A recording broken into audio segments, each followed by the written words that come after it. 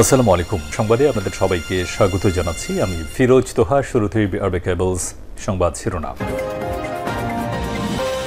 বাংলাদেশের সর্বশেষ গুরুত্বপূর্ণ আপডেট সংবাদে আপনাকে স্বাগত। শুরুতেই সংবাদ শিরোনাম, পরে বিস্তারিত। শুরুতেই জানাবো, বিশ্বে এই প্রথম প্রধানমন্ত্রী এবং মসজিদের ইমাম একসঙ্গে পালিয়েছে, বললেন দুদকের চেয়ারম্যান। দুর্নীতি দমন কমিশন দুদকের চেয়ারম্যান ড মোহাম্মদ আব্দুল মোমেন বলেছেন, পৃথিবীর ইতিহাসে এই প্রথম কোনো গণ অভ্যুত্থানের পর ওই দেশের প্রধানমন্ত্রী থেকে শুরু করে মসজিদের ইমাম পর্যন্ত পালিয়ে গেছে, আর সেটি করে দেখিয়েছে বাংলাদেশের ছাত্র জনতা। বিপ্লব না হলে আমরা দুর্নীতি দমন কমিশন দুদকের চেয়ারম্যান হতে পারতাম না। সুতরাং আমাদের কাজকর্ম সবসময় বাংলাদেশের জনগণের স্বার্থ রক্ষায় হতে হবে। এরপর জানাবো, কুমিল্লায় বীর মুক্তিযোদ্ধার গলায় জুতার মালা। কুমিল্লার ১৪ গ্রামে বীর প্রতীপ খেতাবপ্রাপ্ত মুক্তিযোদ্ধা আব্দুল হাই কানুকে গলায় জুতার মালা পরিয়ে লাঞ্ছিত করার অভিযোগ উঠেছে। আজ ১৪ গ্রামে নিজ এলাকার কুমিল্লার কুলিয়ারা প্রাথমিক বিদ্যালয়ের সামনে ঘটনা ঘটে। ওই বীর মুক্তিযোদ্ধার সঙ্গে কথা বলে বিষয়টি নিশ্চিত করেছে ১৪ গ্রাম থানার ওসি এটিএম আক্তারুজ্জামান। বিষয়টি ঘটিয়েছে জামাত ইসলামের নেতাকর্মীরা। জানা গেছে, এই মুক্তিযোদ্ধা আওয়ামী লীগের নেতা ছিলেন। জানাবো, রাজশাহীতে তেলের ডিপোতে আগুন, পুড়ল ৪০০ ব্যারেল তেল। রাজশাহীর বাগমারা উপজেলা একটি তেলের ডিপোতে অগ্নিকাণ্ডের ঘটনা ঘটেছে। এতে ছড়িয়ে পড়া আগুনে তেলের ডিপো সহ ৮টি দোকান পুড়ে ছাই হয়ে গেছে। সেখানে প্রায় ৪০০ ব্যারেল তেল পুড়ে গেছে।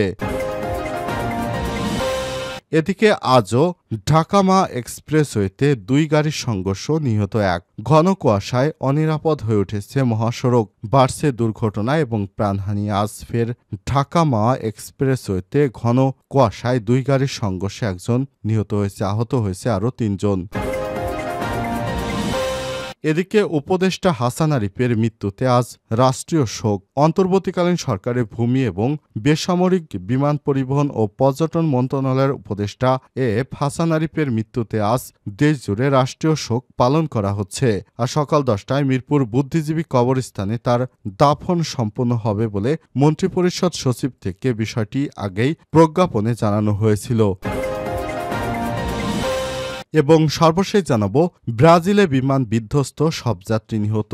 ব্রাজিলের ছোট আকারের একটি প্রাইভেট বিমান বিধ্বস্ত হয়েছে। এতে ওই বিমানে থাকা সব আরোহী নিহত হয়েছে। দেশটির দক্ষিণাঞ্চলীয় গ্রামোদ শহরে রোববার ২২শে ডিসেম্বর এই দুর্ঘটনা ঘটে। খবর বিবিসির। প্রিয় দর্শক, এতক্ষণ শুনছিলেন সংবাদ শিরোনাম, এবারে বিস্তারিত। তবে তার আগে বন্ধুরা, অনুরোধ থাকবে সংবাদটিতে একটি লাইক দিন। এই চ্যানেলে আপনি নতুন হয়ে থাকলে আমাদের সংবাদটি দেখতে দেখতে চ্যানেলটি সাবস্ক্রাইব করে রাখুন। কমেন্ট করে আপনার মূল্যবান মতামত জানিয়ে দিন বন্ধুরা, আপনি বিশ্বের কোন দেশ থেকে বা বাংলাদেশের কোন স্থান থেকে আমাদের সংবাদটি দেখছেন এবং শুনছেন।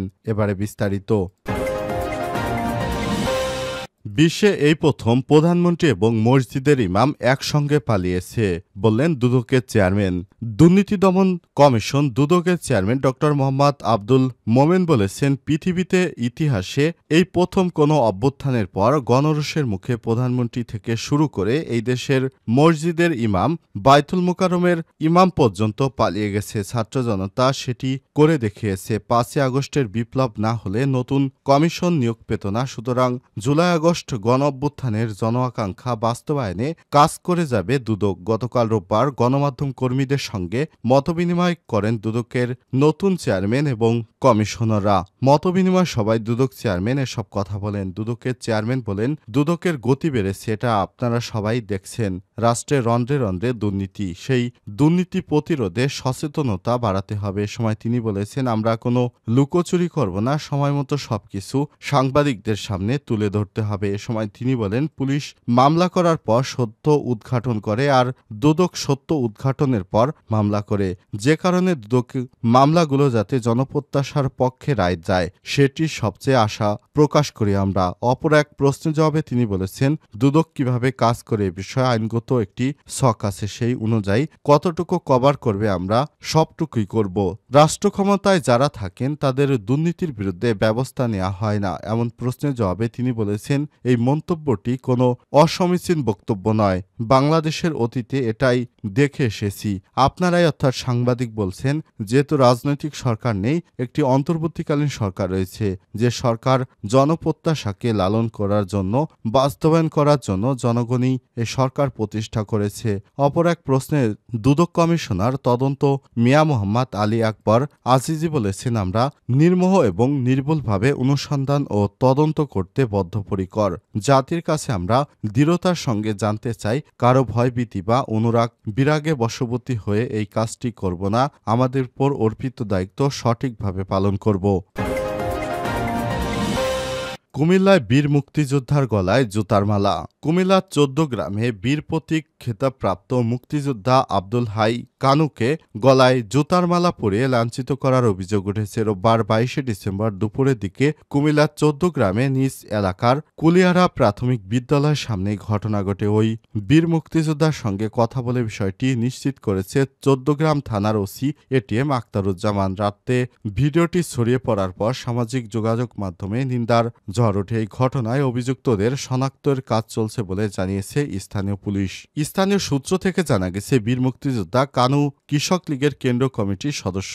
স্থানীয় এমপি মুজিবুল হকের সঙ্গে বিরোধের জড়িত থাকার অভিযোগে একাধিক মামলা হয়েছিল। রোববার দুপুরে তাকে একা পেয়ে স্থানীয় ১০ থেকে ১২ জন ব্যক্তি হেনস্থা করে তার গলায় জুতার মালা পরিয়ে দেয়। ভাইরাল হওয়া ভিডিওতে দেখা যায় স্থানীয় জামাত সমর্থক প্রবাসী আবুল হাশেমের নেতৃত্বে ওয়াহিদ, রাসেল, পলাশ সহ ১০ থেকে ১২ ব্যক্তি বীর মুক্তিযোদ্ধা কানুর গলায় জুতার মালা পরিয়ে দিয়ে এলাকার এমনকি কুমিল্লায় থাকতে পারবেন না বলে হুমকি দিচ্ছেন। এ সময় তিনি জুতার মালা সরিয়ে এলাকায় আর আসবেন না বলেও জানান। এ সময় তার ভিডিও ধারণ ও ছবি নেওয়া হয়। ওই ব্যক্তিরা বলতে থাকেন, এক গ্রামে লোকের সামনে মাপ চাইতে পারবেন কিনা। অন্যরা বলতে থাকেন, তিনি কুমিল্লা আউট, এলাকা আউট, ছেড়ে দাও। এ বিষয়ে মুক্তিযোদ্ধা আব্দুল হাই কানু সাংবাদিকদের বলেন, হঠাৎ আমাকে একা পেয়ে জোর করে ওরা জুতার মালা পরিয়ে একটি ভিডিও করেন। বিচার কার কাছে চাইব? মামলা দিয়ে আর কি হবে? আমরা সবাই জামাতের রাজনীতি করি। আমি আওয়ামী লীগ করলেও বিগত দিনে তাদের কোনো ক্ষতি করিনি। উল্টা আওয়ামী লীগের এমপি রোশানলে পড়ে ৮ বছর এলাকা ছাড়া ছিলাম আমি। এজন্য আমি আওয়ামী লীগে যোগ দিয়ে এলাকায় ফিরেছি। তাছাড়া কি করব বলেন? সবাই তো ক্ষমতা আসলে যার যার মতো করে দেশ চালায়, আমাদের কোনো মূল্য দেয় না। সুতরাং জীবনে বাঁচতে হলেই তো আমাদের এসব কর্মকাণ্ড করতে হয়। আওয়ামী লীগের যোগ দেওয়ার পরও আমি কারো উপর কখনোই অত্যাচার করিনি। এলাকার একটি লোকও বলতে পারবে না আমি কারো উপর অত্যাচার করেছি। অথচ দেখেন, এই সরকার পরিবর্তনের পর জামাত ইসলামের লোক আমাকে এভাবে জুতার মালা পরিয়ে আমার মানহানি করল। এটা একটি স্বাধীন সভ্য দেশে এটা কখনোই উচিত নয়। এটি কখনোই আমার কাম্য ছিল না। এজন্যই দেশ স্বাধীন করিনি। রাজশাহীতে তেলের ডিপোতে আগুন, পুড়ল ৪০০ ব্যারেল তেল। রাজশাহীর বাগমারা উপজেলা একটি তেলের ডিপোতে অগ্নিকাণ্ডের ঘটনা ঘটেছে। এতে ছড়িয়ে পড়া আগুনে তেলের ডিপো সহ ৮টি দোকান পুড়ে ছাই হয়ে গেছে। সেখানে প্রায় ৪০০ ব্যারেল তেল পুড়ে গেছে। রোববার ২২শে ডিসেম্বর সন্ধ্যা ৬:৩০টার দিকে উপজেলার তাহিরপুর বাজারে এই ঘটনা ঘটে। তবে এতে কেউ হতাহত হয়নি। বাগমারা উপজেলা ফায়ার সার্ভিস অফিসের ইনচার্জ মোহাম্মদ ইব্রাহিম বলেন, দুটি তেলের ডিপো, একটি তেলবাহী লরি এবং পাশের একটি বাড়ি আগুনে পুড়ে গেছে। ফায়ার সার্ভিসের ৪টি ইউনিট প্রায় ১.৫ ঘন্টা চেষ্টায় আগুন নিয়ন্ত্রণে আনে। এ সময় তিনি আরো বলেন, প্রাথমিকভাবে ধারণা করা হচ্ছে সিগারেট থেকে আগুন লাগতে পারে। এছাড়াও বৈদ্যুতিক তারের কারণে অগ্নিকাণ্ডের ঘটনা ঘটতে পারে। তবে কি কারণে সব ঘটনা ঘটেছে তা সঠিকভাবে এখনো বলা যাচ্ছে না। ক্ষতির পরিমাণ এখনো নির্ণয় করা যায়নি। তবে শুধু তেলের দোকানেই প্রায় ৪০০ ব্যারেল তেল পুড়ে গেছে। এ অবস্থায় সবাইকে সতর্ক থাকার আহ্বান জানানো হয়েছে। দেশে যেভাবে মাঝে মাঝেই বিভিন্ন স্থানে আগুনের সংবাদ পাওয়া যাচ্ছে, সবাইকে সতর্কতার সহিত কাজ করতে বলা হচ্ছে। কোনো ধরনের দাহ্য পদার্থ ব্যবহারের আগে সবাইকে সতর্ক থাকার নির্দেশনা প্রদান করা হয়েছে। আজও ঢাকা-মা এক্সপ্রেসওয়েতে ২ গাড়ির সংঘর্ষ, নিহত ১। ঘন কুয়াশায় অনিরাপদ হয়ে উঠেছে ঢাকা মহাসড়ক, বাড়ছে দুর্ঘটনা, প্রাণহানি।